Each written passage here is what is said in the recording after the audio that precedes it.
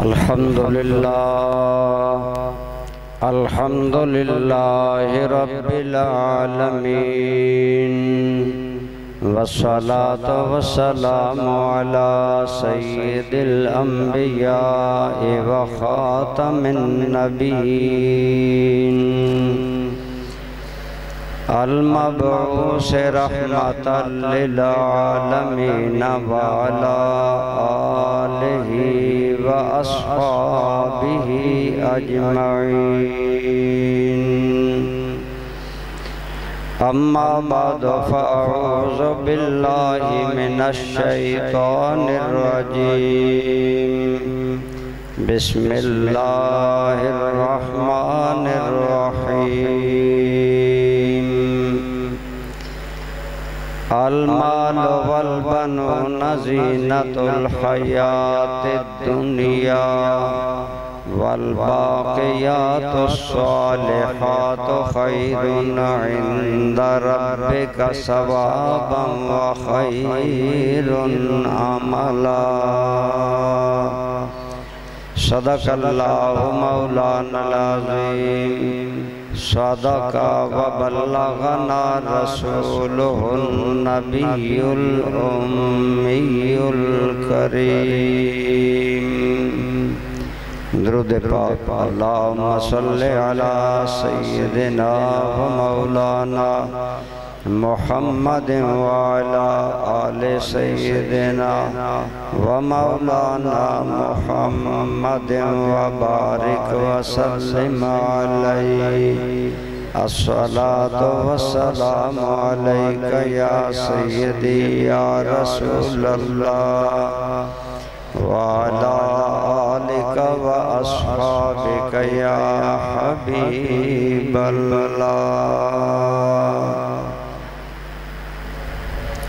हम्दो सलात के बाद काबिल एहतराम बरादरान इस्लाम, बुजुर्गों, दोस्तों, अजीज़ों, आप, मैं, हम सब इंसान फ़ानी हैं। इंसान खुद फ़ानी है और इंसान का अमल भी फ़ानी है। यानी इंसान खुद भी ख़त्म हो जाने वाला है, फ़ना होने वाला है, और इसका अमल भी फ़ना हो जाता है, ख़त्म हो जाता है। मसलन आप देखें, मैं बोल रहा हूँ तो मेरा खामोशी वाला अमल फौत है, और अगर मैं खामोश हो जाता हूँ तो मेरा बोलने वाला अमल ख़त्म हो जाता है। आप सब लोग और मैं, हम बैठे हुए हैं, इस वक्त हमारा खड़ा होने वाला अमल मौजूद नहीं है। हर लम्हे इंसान धीरे धीरे फना की तरफ जा रहा है। आप और मैं, हम भी एक दिन मौत के मुंह में चले जाएंगे और इस दुनिया से हम आखिरत की तरफ जाएंगे। इसीलिए इरशाद है, कुल्लु मन अलैहा फान, इस जमीन पर जो कुछ भी है वो सब फना होने वाला है।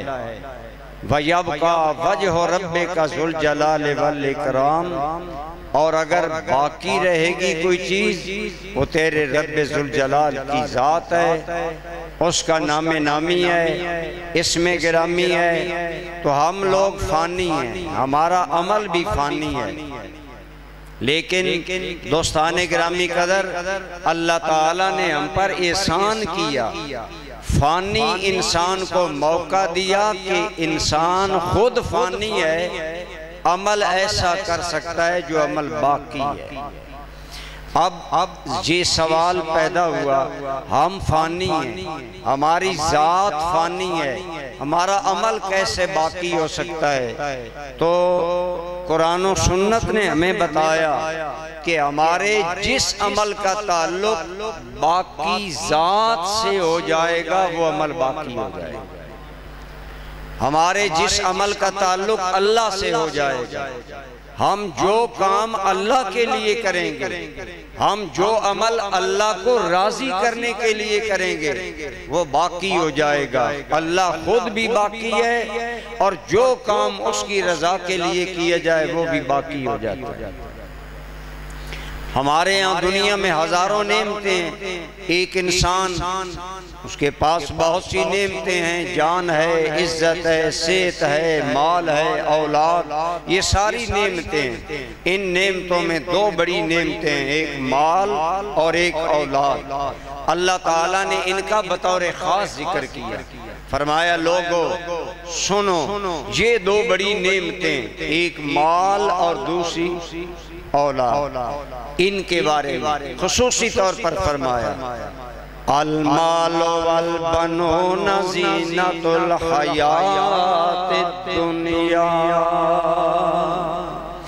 ऐ लोगों, तुम्हारा माल और तुम्हारी औलाद ये दुनियावी जिंदगी की खूबसूरती है। इस दुनियावी जिंदगी में खूबसूरती है, रौनक है। हम कहते हैं जी मेरे इतने बेटे हैं, मेरे इतने भाई हैं, इतनी बड़ी बरादरी है, हम इतना बड़ा खानदान है। माल के बारे में इरशाद है यकूल इब्न आदम माली माली माली। माल पर औलादे आदम को बड़ा नाज है। कहता है ये मेरे महल, ये मेरे बंगले, ये मेरी कोठियाँ, ये मेरा बैंक बैलेंस, ये चीजें हैं। फरमाया ये याद रखो, ये चंद रोजा है। माल और औलाद चंद दिन तुम्हारे पास हैं। दुनियावी जिंदगी जब तक है, जब खत्म हो जाएगी ये खत्म हो जाएंगे। लेकिन फरमाया सुन लो, माल और औलाद ये चंद रोजा जिंदगी की जीनत हैं। वल बाकियातुस सालिहात खैरुन इंदा रब्बिका सवाबा। बाकी रहने वाले अमल ये ऐसी चीजें जो तेरे रब की बारगाह में बेहतरीन उम्मीद बनेंगे। व खैरुन, बेहतरीन तेरे लिए बदला बनेंगे। व खैरुन अमला, और बेहतरीन तेरे लिए उम्मीद है जो तेरे काम आएगी। तो इसलिए बरादरान इस्लाम, अल्लाह ने हमें जो नेमतें दी उन्हें हम दुनिया में भी इस्तेमाल कर रहे हैं, खाना खा रहे हैं, लिबास पहन रहे हैं, इजाजत है। लेकिन फरमाया आखिरत का भी ख्याल रखो कि आखिरत के लिए कोई चीज हमने देनी है, आखिरत के लिए हमने कोई चीज छोड़नी है जो हमारे वहां पर काम आए। तो फरमाया वहां नेक अमल बाकी रहेंगे, जो नेक काम दुनिया में कर जाएंगे वो बाकी रहेंगे। आपके और मेरे हर सब के करीम आका, सब कहिए सल्लल्लाहु अलैहि व आलिहि वसल्लम। आपका इरशाद पाक है इज़ा मातल इंसानो इनकता अमलहु। जब इंसान मर जाता है, जब मौत आती है, अमल का चैप्टर बंद, अमल की किताब बंद, अमल का वक़्त खत्म। मौत से पहले पहले अमल का वक़्त है। जब मौत आ जाएगी तुम्हारा अमल खत्म। लेकिन फरमाया इल्ला मिन सलासा, तीन अमल ऐसे हैं जो अगर कर जाओगे मरने के बाद भी काम आएंगे। उनमें पहला अमल फरमाया मिन सदक़तिन जारियतिन, ऐसा सदका जो जारी रहने वाला, अगर वो कर गए जब तक वो नेकी का काम जारी रहेगा आप लोगों को सवाब मिलता रहेगा। जारी सदका की मिसालें, कोई भी जारी रहने वाली नेकी है। आप कोई नेकी कर जाते हैं, मसलन एक आदमी पानी के लिए कुआं खुदवा जाता है, या आजकल हैंडपंप लगवा जाता है, या किसी जगह पर पानी की कमी है, वहाँ जिस तरह के सिंध में थर का इलाका है वहाँ कुआं बनवा जाता है। जब तक वो कुआं रहेगा या कहीं भी जो आदमी पानी मुहैया करेगा, जब तक वो पानी मखलूके खुदा को फायदा देता रहेगा, कुआं बनवाने वाले को सवाब मिलता रहेगा। ये सदका जारिया की मिसाल है। सराय बनवा गया, मुसाफिर वहां रहते हैं आराम से, जब तक वो सराय रहेगी आपको सवाब मिलेगा। एक रास्ता तंग है, लोग रास्ते में चलते हुए गिरते हैं, आपने 1 फुट जगह दे दी, यार रास्ता खुला कर दो, अल्लाह के बंदे आसानी से गुजरे। मैं अमूमन कहा करता हूँ जमीनें गस्ब करने का मजा तो हर कोई चखता है, अल्लाह के नाम पर जगह छोड़कर रास्ता खुला करने का जो मजा चखता है रब उसे क़यामत तक सवाब। इन बातों की तरफ हम तवज्जो नहीं देते। आज क़यामत से पहले क़यामत है, हर नफ्सो नफ्सी का आलम है। मैं चाहता हूँ मेरी गली ठीक होनी चाहिए, बाकी सारा शहर बर्बाद हो। अगर हमारे हुक्मरानों में ये एहसास आ जाए ना कि मैं जैसे अपनी गली चाहता हूँ ऐसी अवाम की भी हो, हमारे मुआशरे में अमन और सुकून हो। लेकिन बहरहाल आप अगर कोई ऐसा काम कर गए उसका सवाब मिलता रहेगा। आपके और मेरे आकाए करीम कई सल्लल्लाहु अलैहि वसल्लम और सहाबा जब मदीना मुनव्वरा में गए, पीने के पानी की कमी है मदीना पाक के अंदर, मीठा पानी नहीं मिलता, कुओं से लोग भरते। एक कुआं एक यहूदी का था, वो बड़ा जालिम था, बड़ा महंगा पानी देता, और सहाबा बेचारे जायदादे मक्का में, औलादे मक्का में, जमीने मक्का में रह गई। तन के कपड़े कई सहाबा लेकर आए, इतनी गुर्बत का आलम था। सरकार बैसियत लीडर, बैसियत इमाम, हुजूर की जिम्मेदारी थी, आप उनके लिए इंतजाम करते। आपने फरमाया तुम में से जो आदमी मुसलमानों के लिए मीठे पानी का इंतजाम कर दे, मैं उसे जन्नत की खुशखबरी देता हूं। मदीना मुनव्वरा में एक ही कुआं है, यहूदी बड़ा महंगा देता है। हजरत उस्मान गनी रज़ी अल्लाह ताला अन्हु, अल्लाह ने आपको बड़ा माल दिया, यहूदी के पास गए, आधा कुआं खरीद लिया। एक दिन पानी यहूदी बेचता है। जब हजरत उस्मान का दिन आया, आपने फरमाया उस्मान कोई पैसे नहीं लेगा, जो भी मुसलमान कुएं से पानी लेने आए मुफ्त ले जाए, तुम्हारे लिए इजाजत है। अब यहूदी सटपटाया, एक दिन सारा दिन पानी मुफ्त चलता है, उससे खरीदने दूसरे दिन लोग बहुत थोड़े आते, उसका तो गोया कारोबार बैठ गया, बिजनेस तबाह हो गया। उसने कहा उस्मान तूने तो मुझे बिल्कुल फलाप कर दिया, मेरे बाकी कुआं भी तुम ले लो। हजरत उस्मान ने बाकी कुआं भी भारी रकम देकर ले लिया। सरकार की बारगाह में अर्ज किया आका उस्मान ने मुसलमानों के लिए कुएं का पानी मुफ्त मुहैया करने का इंतजाम कर दिया है। मेरे करीम ने उस्मान गनी को जन्नत की बशारत आता। अब आप देखें, एक कुआं लेना बहुत बड़ी कीमत लगती है, लेकिन हजरत उस्मान ने वही रकम जब अल्लाह के नाम पर लगाई, वो कुआं आज भी मदीना मुनव्वरा में है।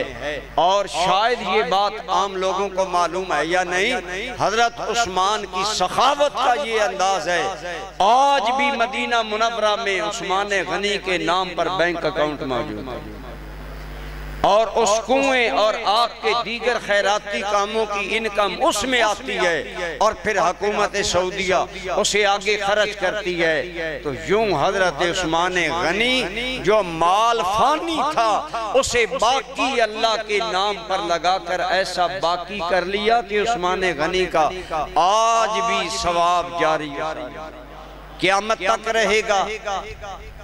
हम भी अगर अपना माल किसी कार्य खैर में लगाएं जो नेकी बाकी रहने वाली है, ये माशाअल्लाह मस्जिद आप देख रहे हैं, इस मस्जिद में जब भी आते हैं बड़ा दिल खुश होता है।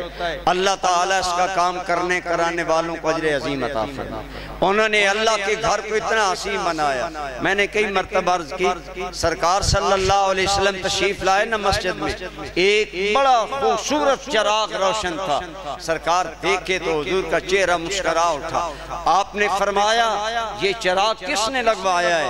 या रसूलल्लाह फला आदमी ने मस्जिद में चिराग रोशन किया है। हुजूर बड़े खुश हुए, फरमाया अल्लाह उसके लिए रोशनी अता फरमाए। अल्लाह के घरों में ये डोनेशन देना, ये सदका जारिया में आता है। इस मस्जिद के बनाने में जितने लोगों ने हिस्सा डाला, माशाअल्लाह हमारे इंतजामिया के जो दोस्त यहाँ हैं उन्होंने बहुत लोगों से इस सिलसिला में अपील की, और आप मोहल्ला के लोगों ने भी और बैरून मुल्क भी। मुझे अजीजम राजा अली अबू बकर बता रहे थे, बहुत से हमारे दोस्तों ने बैरून मुल्क से भी हमारी गिरा कदर मदद की। तो मैं सोच रहा था कि वो बख्त वाले हैं जिन्होंने अपना माल बाकी रब को दे दिया। बाकी अल्लाह से जो सौदा करता है वो कभी पछताता नहीं है। आम जगह आप आज अगर एक सियासतदान अपनी सियासत चमकाने के लिए कहीं रुपया लगा दे तो कल वो वोटर बदल जाएं तो वो अफसोस करेगा, नहीं मैंने तो करोड़ों की इमदाद दिलवाई पिंड दादन खान वालों को, आज मुझे वोट भी नहीं देते। लेकिन अगर आप अल्लाह के लिए गरीब आवाम की खिदमत करें, वोट मिले न मिले मालिक की बारगाह से करम जरूर। इसलिए फरमाया सदका जारिया ऐसी चीज है जो तुम कर गए जब तक रहेगी। इसी तरह मस्जिद नबवी नहीं थी पहले मदीना में, सरकार पहुंचे मस्जिद की जरूरत है। हजूर को जो प्लाट पसंद आया वो 2 यतीमों का है, और उस दौर के यतीम भी इतने अच्छे थे, कहने लगे या रसूल हम कोई कीमत नहीं देंगे, हम अल्लाह के घर के लिए जगह मुफ्त देंगे। मेरे आका करीम कहिए सल्लल्लाहु अलैहि वसल्लम जो यतीमों को हकूक दिलाने आए, फरमाया हम हमारी जमीन मुफ्त नहीं लेंगे, कीमतन लेंगे। जब कीमत की बारी आई, सहाबा गरीब हैं तो अजली सादतों का सिकंदर सिद्दीक़ अकबर आगे आए, अर्ज़ किया या रसूल अल्लाह प्लाट के लिए किसी आदमी को कहने की जरूरत नहीं, प्लाट की सारी रकम अबू बकर सिद्दीक अदा करेगा।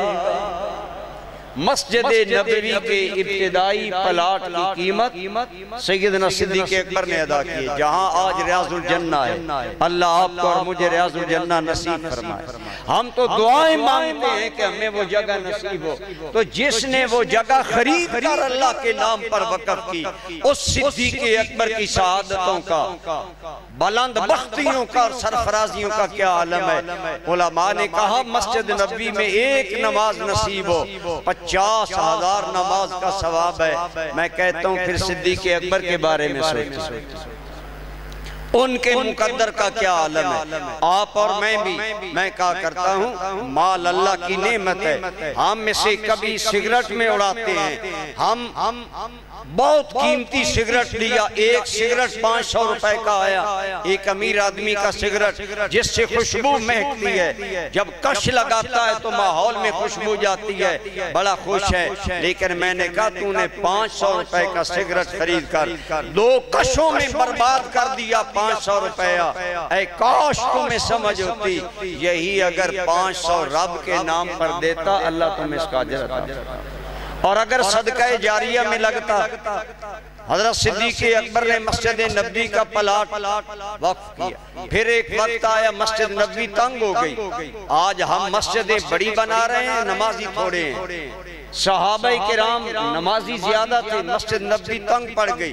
बिल्कुल मस्जिद के मुत्तसिल मकान चाहिए था। हजूर ने इरशाद फरमाया वही बात सल्लल्लाहु, आपने फरमाया जो ये मकान खरीद कर मस्जिद की तौसी के लिए देगा उसे हम जन्नत की खुशखबरी सुनाएंगे।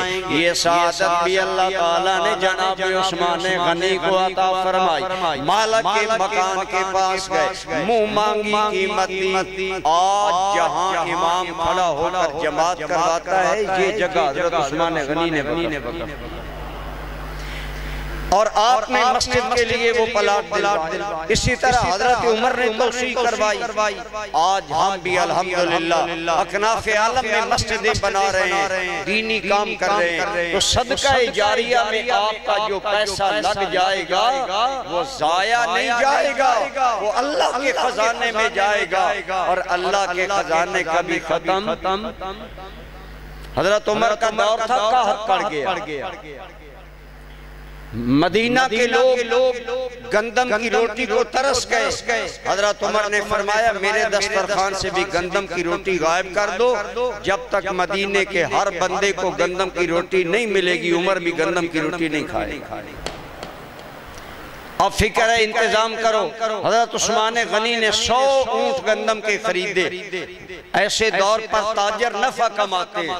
जब मदीने में खबर पहुंची हजरत उस्मान गनी के 100 ऊंट गंदम से लदे आ रहे मदीना में, अब हजरत उस्मान के पास ताजर आने लगे, अब मुझे पहले बेच दे, इतना प्रॉफिट दूंगा। दूसरा ताजर आया, मैं इतना ज्यादा दूंगा। हजरत उमर ने बुलवाया, फरमाया उस्मान सुना है तेरी गंदम आ रही है? जी आ रही है। फरमाया हमें दे दो बैतुल माल को, हम अहले मदीना को देंगे। आपने फरमाया उमर, हजरत उस्मान ने कहा उमर ये मौका नफे कमाने का होता है, मुझे ताजर बता रहे हैं नफा, आप भी बताएं कितना देंगे। हजरत उमर ने नॉर्मल नफा बताया। हजरत उस्मान ने कहा ये काम मैं ज्यादा नफा लूंगा। हजरत उमर थोड़े से सीख पा हुए, लेकिन जब गंदम पहुंची रात हो गई, सुबह मदीने में मुनादी हो गई। हजरत उस्मान गनी की जानब से ऐलान हो रहा है मेरे नबी के शहर वालों, मदीने के सारे लोग आए मेरे घर में, जरूरत के मुताबिक गंदम मुफ्त ले जाएं। हजरत उस्मान ने सारी गंदम तकसीम कर दी। जब हजरत उस्मान नमाज पढ़ने आए, जमात उस वक़्त, आज दिन कोई मैं बात ये कर रहा था, हम गरीबों को इमाम मस्जिद बनाते हैं। हमारी मस्जिदों में अमूमन गरीब लोग होते हैं जिन्हें हम 5000 रुपया माना देते हैं, और हमने हद कर दी तो 10,000, फिर बड़ा मेहना देकर कहते हैं मौलवी जी 10,000 रुपया तो हम देते हैं। एक दिन में 5 नमाजें। मैं आपको कहता हूँ 5 टाइम किसी के घर में जाना हो, कोई कहे 5 टाइम मेरे घर में आए, 10,000 महीने के बाद दूंगा, आप कबूल करेंगे? लेकिन हमने तो इमाम मस्जिदों को दीवारों से लगा रखा है ना, चंद टके बढ़ाते हैं एहसान देकर। उस दौर में इमामत खलीफा वक्त करवाता था। हजरत उमर खुद नमाज पढ़ाते थे, तमाम खुलफाए राशिदीन खुद जमात करवाते थे। आज हमारे यहाँ है जितना बड़ा मौलवी, जितना बड़ा पीर, इतना बड़ा जमात का चोर। हमें अल्लाह से डरना चाहिए, आलिम की कदर है, लेकिन याद रखें रसूलुल्लाह की सुन्नत सबसे मुकद्दम। हजूर बीमार थे, आप मस्जिद में नहीं आ सकते, आपने अपने 2 चचाजाद भाइयों को बुलाया, उनके कंधे का सहारा लेकर सरकार इस हाल में हुजरा पाक से निकलकर मुसल्ला तक पहुंचे कि बुखार की वजह से कमजोरी थी, आपका अंगूठा मुबारक जमीन पर लाइन बना रहा था। साहबा फरमाते हैं हमने इस हाल में हुजूर को आते देखा, लेकिन हुजूर ने खुद जमात करवाई। जमात इतनी आम है, मैं करूंगा मस्जिद तो बना दी शब भर में ईमान के हरारत वालों ने, मन अपना पुराना पापी है, बरसों से नमाजी बन न सका। अल्लाह के घरों में खूबसूरत टाइलें लगवाने वालों, मेरी दुआ है अल्लाह इससे बेहतर तुम्हारे लिए जन्नत में महल बनाए। लेकिन खुदारा जिस पर्पस के लिए मस्जिद बनी वो पूरा करो। नमाजी पंजगाना के आदी बनो, अपनी दुकानों में, अपने होटलों पर, अपने घरों में नमाज न पढ़ा करें। खुदा की कसम मस्जिद में जमात के लिए आते हुए तेरी जिंदगी के जितने कदम उठेंगे, तेरा मालिक मरने के बाद हर कदम पर तुम्हें नेकी अता फरमाएगा। कितने बख्त वाले हैं वो लोग जो जमात का एहतमाम करते हैं। मैं कह रहा था हुजूर ने खुद जमात करवाई, अल्हम्दुलिल्लाह। हमारे मुर्शिद करीम हजूर ज़ियाउल उम्मत बीमार थे, मैं आपके कमरे में हाजिर था। मौजूदा हजरत साहब पीर मोहम्मद अमीनुल असनाद शाह साहिब दामत बरकातुहुल आलिया, हम दोनों थे। कोई खास आप बात उनसे कर रहे थे, मैं भी हाजिर था। आप अर्ज करने लगे जनाब आप यही नमाज पढ़ लें। कुरैशी साहब और मैं मस्जिद में जाते हैं, तो किबला पीर साहब फरमान लगे नहीं हसनात में मस्जिद में जाऊंगा। यकीन जानने 2-3 आदमियों ने सहारा दिया और 8-9 सीढ़ियां मस्जिद की सहारे से चढ़ कर गए, लेकिन फिर खड़े होकर जमात के साथ नमाज पढ़ी तो मुझे रसूलुल्लाह की वो सुन्नत याद आ गई, जिसकी हर अदा सुन्नते मुस्तफा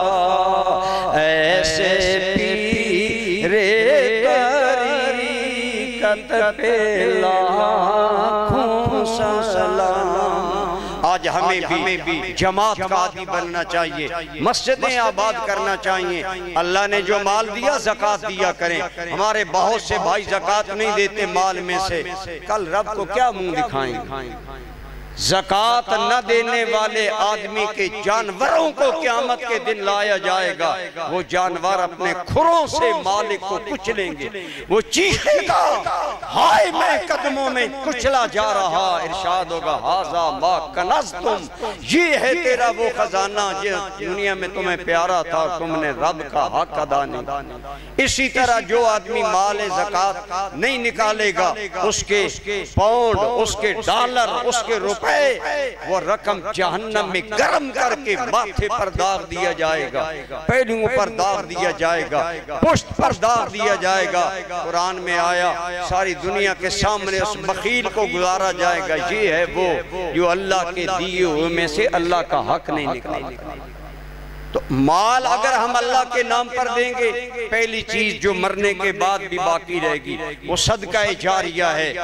ये मस्जिद आप तमाम लोगों के इस जज्बे की तायीद कर रही है। मेरी दुआ है अल्लाह ताला आपकी ये खिदमत को कबूल फरमाए। और दोस्तों याद रखें, माल तो सिकंदर भी साथ नहीं लेकर गया। सिकंदर आधी दुनिया का फाते था।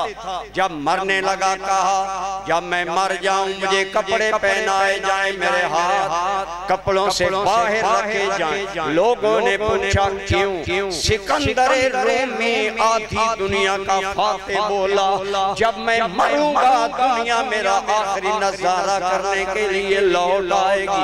लोग हुजूम करके आएंगे, लोग जौक दर जौक आएंगे। मैं चाहता हूँ जो मुझे दुनिया से जाता देखे देख ले।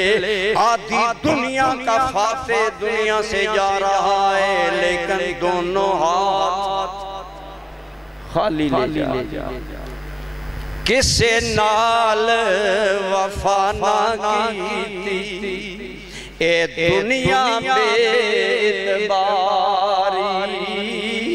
आज़म चिश्ती ने बड़े प्यारे अंदाज में हमें हमारी आंखें खोली। दूसरी रुबाई में फरमाया, ना ए माल खजाने तेरे, ना ए हुस्न जवानी तेरी, जिस दा माल उसे ले जाना, तेनू ऐवें बस वधेरी। पराई शैदा मान की करना, ना ए तेरी ना मेरी। सब कुछ छड़ा के आज़म असा जा वरना विच ढेरी। बिल्कुल कफन खाली होंगे भाई, लोग जेबें खाली कर लेते हैं। हजरत सिद्दीक़ अकबर सारा घर का माल लुटाया। इमाम कुर्तबी के हवाले से मेरे मुर्शिद करीम ने, हजूर ज़ियाउल उम्मत ने ज़ियाउल कुरान में लिखा, इस तरफ जिब्रील अमीन है, इस तरफ सिद्दीक़ अकबर है। हजूर दरमियान में जिब्रील अमीन आए और हजूर ने फरमाया, अबू बकर जिब्रील मेरे पास आया है और एक बात पूछने आया है। या रसूलल्लाह क्या? फरमाया, अल्लाह ताला कहता है अबू बकर ने सब कुछ मुझे दे दिया, कपड़े भी। अब देकर पछता तो नहीं रहा, अबू बकर के दिल का हाल क्या है जिब्रील पूछ कर आओ। जब ये बात हजूर ने सिद्दीक़ अकबर से की ना, तो दायमी मुकद्दरों के उस अमीन इंसान की आंखों से आंसू आ गए। सिद्दीक़ अकबर रो पड़े और रो कर कहने लगे, आका मेरे रब को पैगाम दे, अना रादिन अन रब्बी। अबू बकर सब कुछ लुटा कर रब के नाम पर खुश है। मेरी जिंदगी के मालिक तेरे नाम पर बिका हूँ, इसी बात पे हूँ नाज़ा, इसी बात पे फख्र है। गोया सिद्दीक़ अकबर सब कुछ लुटा कर मुतमईन, जो अल्लाह के राह में खर्च करते हैं वो मरते हुए मुतमईन जाते हैं। एक चीज सदका जारिया, दूसरी चीज नफा देने वाला इल्म। कोई अच्छी बात आपको पता है, अच्छी बात किया करें, अच्छी नसीहत मोबाइल पर आगे भेजा करें। गाने बजाने गलत बातें करने की बजाय आज मोबाइल बहुत बड़ा जरिया है राब्ते का, अच्छी बात फैलाया करें। अगर आपकी एक अच्छी बात किसी ने अपना ली आपको सवाब मिलता रहेगा। और तीसरी चीज नेक औलाद मरने के बाद काम आएगी। आप औलादों को नमाजी बनाएं, दीनदार बनाएं, उन्हें दीन की रवश पर डालें। अल्लाह की कसम आप सोचें, एक अरब पति आदमी मरे और सारे बच्चे बच्चियां बेनमाज हों, और एक जूतियां गांठने वाला मोची मरे, लेकिन दो बेटे दो बेटियां चारों नमाजी हैं। जब वो चारों हर रोज नमाज में दुआ बख्शिश की करते होंगे माँ बाप के लिए, बताएं वो अरब पति बाजी जीता या ये गरीब? औलाद नमाजी है, औलाद नेक है, औलाद नेक काम करती है। औलाद के सारे अमलों का नतीजा बिल वास्ता माँ बाप को मिलता है। मैं ये तकरीर कर रहा हूँ, साले सवाब पे इंशाअल्लाह हम भाईजान के अहलिया मोहतरमा को करेंगे, लेकिन मेरे माँ बाप और मेरे असातिज़ा को सवाब ऑटोमेटिकली मिलेगा। आप खुद नेक बने, औलादों को नेक बनाएं। दुआ है अल्लाह ताला हमें ये तीन काम करने की तौफीक अता फरमाए। अल्लाह आपको और मुझे वो अमल करने की तौफीक दे जिसका ताल्लुक हमारे रब से हो और हमारा अमल बाकी हो जाए। वमा अलैया इल्लल बलाग।